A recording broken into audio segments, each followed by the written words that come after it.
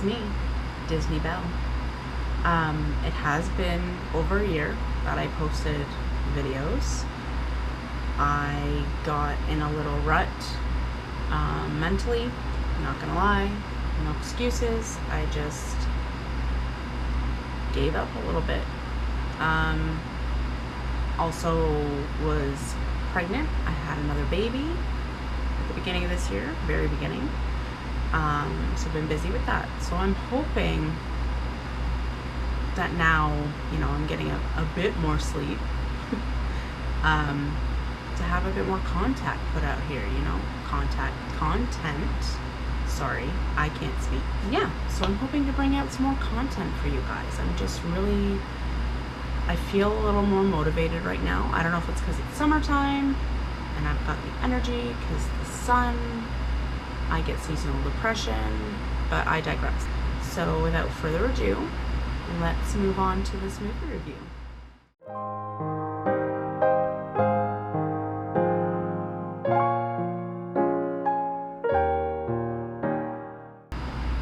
So, as you can see in the back, it's far away from me, but we're gonna do The Princess and the Frog. Now, this movie I did watch a year ago, but it's still fairly fresh in my noggin. More fresh than what it was before I watched it, because before I watched it last year, it was, the year it came out, or if not the year after it came out, I watched it. So it had been a while, but it's still fresh in my mind. Princess and the Frog synopsis is Tiana, a young African-American girl, is living amid the charming elegance and grandeur of the French Quarter of New Orleans in the musical set in the legendary birthplace of jazz. Her lifelong goal is to own her own restaurant, but when she meets ne'er-do-well Prince Naveen, who has been turned into a frog, she falls for the kiss the frog line and becomes a frog herself, with the fateful kiss instead of transforming the handsome prince. This leads to an adventure through the mystical bayous of Louisiana. It was directed by Ron Clements and John Musker. I'm not sure how you pronounce that, so I'm sorry if I'm butchering it. The release date in New York and Burbank, California was November 25th of 2009, and nationwide it was released December 11th of 2009. The cast is as follows. There is Tiana, who is played by Anika Nona Rose. Prince Naveen is Bruno Campos.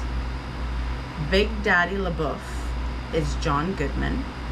Dr. Felicia is Keith David. Louis is Michael Leon Woolley. Charlotte is Jennifer Cody. Ray is Jim Cummings. Mama Odie, Jennifer Lewis. Eudora is Oprah Winfrey. And songs and scores by Randy Newman, who is a New Orleans native and also does the voice of Cousin Randy. We all know Randy Newman, obviously, from like Toy Story and stuff. He's I think he's amazing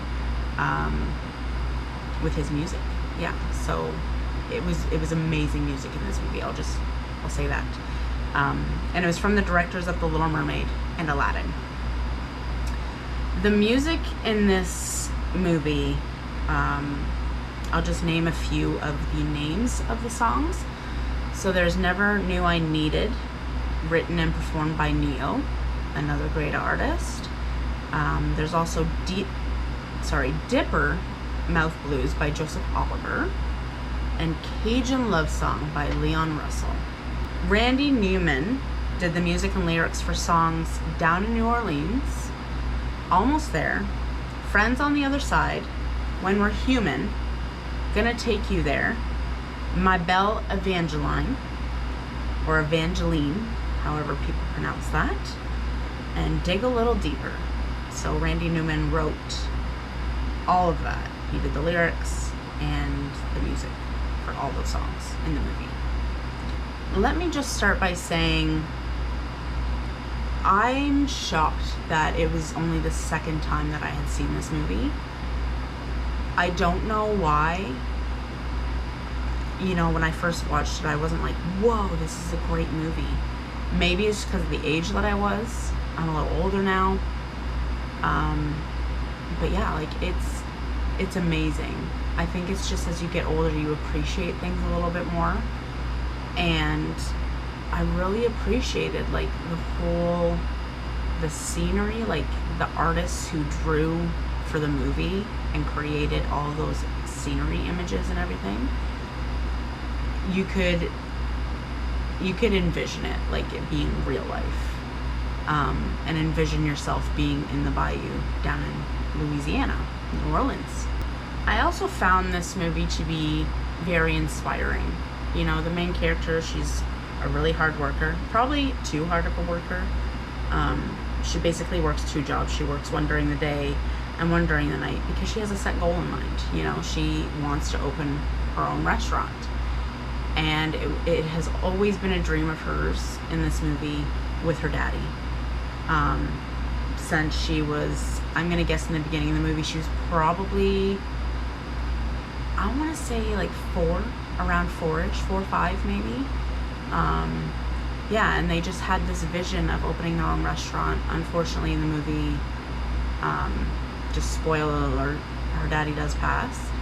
So I think that's what makes her even more motivated, because it's something that she wants to do in her father's honor, which is really inspirational.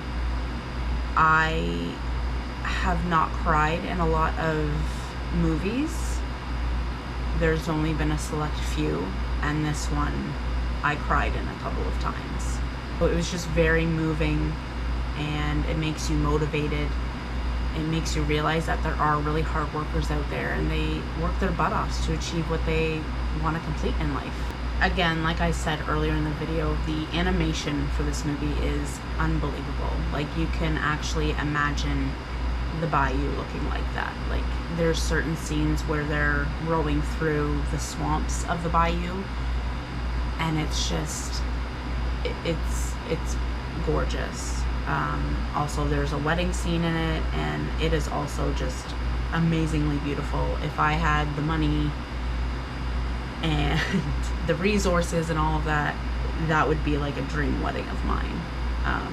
Just the way that it was. It's one of those things where you're just like, oh, it's my little dream, even though it's not probably realistic because it's a movie.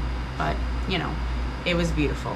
All of it, the imagery, the people who drew for this movie did an amazing job. I wouldn't be surprised if they had people going to New Orleans and just, you know, taking in that environment to even draw it. Dr. Felissier, the actor who played that character pulled him off really well. He gave me the creeps. So well done with that. Obviously the animation too, because they have to, you know, make sure his facial expressions and everything like that look the way that they want it to look. You know, it's New Orleans. It's very much, he's the villain in this movie. And he basically is in the world of voodoo. So yeah, it's a little creepy. I will say for younger kids, it might be more creepy. So probably for this movie, the age range, I would say, it depends on your child. Every child's different. But I would probably say around the age of like 6 to 8 would be good to start watching this film, just because there is a bit more creepy parts in it. It's a great movie for family night to introduce to your kids. But again, I would wait until they're probably about around the age of 6, I would say. You know, if your kids can tolerate more of the like scary things, like just a little scarier, then I would say it would be appropriate for them.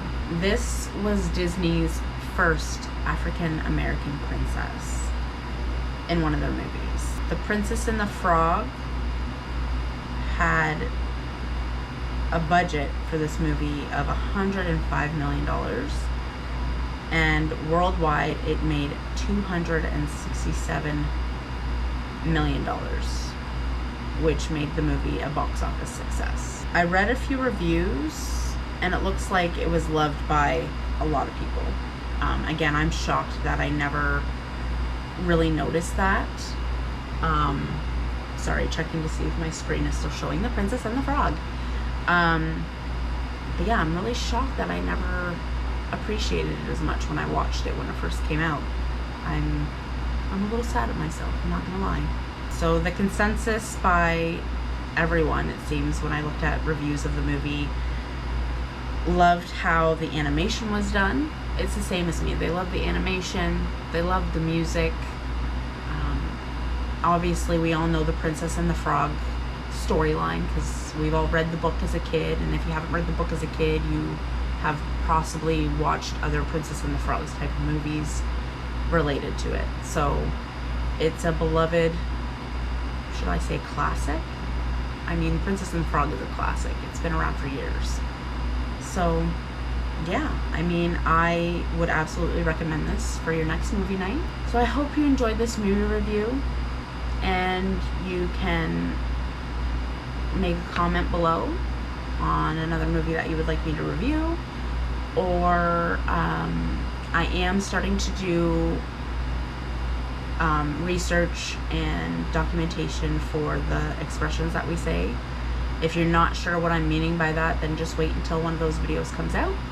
But you can leave a comment below for this video on a movie that you would like me to review, because I love watching movies. And even better if it's a kids-friendly movie, because we have family movie nights once a week, so I can watch it then too and make some notes while I'm watching it. Until next time, guys, this is Disney Belle signing off. See you later.